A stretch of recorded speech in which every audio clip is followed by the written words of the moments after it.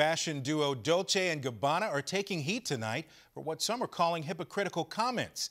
The Daily Beast reporting that Stefano Gabbana in 2006 was quoted as saying he wanted to have kids via artificial insemination. Now the designers are condemning IVF children as, quote, synthetic. The new comment sparking a fierce social media backlash and a boycott organized by singer Elton John. Much more on this story after this newscast on Nightly News. Police are looking for a thief who's probably nursing a sore hand right now. The guy stole a woman's purse yesterday afternoon in a parking lot in Anne Arundel County. The victim had just left a Pizza Hut and got into her car. The suspect walked up and reached for the purse. During a struggle, she bit him on the hand. The guy jumped in his vehicle and took off. The woman was not hurt, but he did get her purse. A Virginia woman has been fined $1,500 for harassing a sex offender. A jury convicted 61-year-old Dolores Ann Harris on charges of misusing information from the sex offender registry.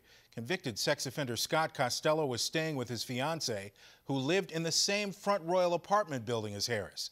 Police say Harris repeatedly harassed Costello. Even though he wasn't breaking any laws, Harris says she will appeal her conviction. When it comes to graphic content on Facebook, the social media site is clarifying rules on what can and cannot be posted.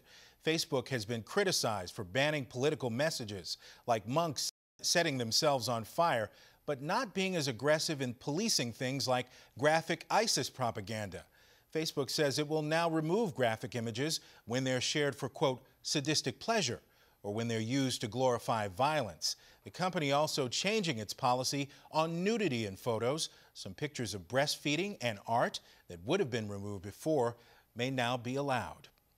Some of the most violent crimes held up by a backlog of evidence. Next, one woman who had to wait almost a decade before her rapist was convicted because her rape kit wasn't tested.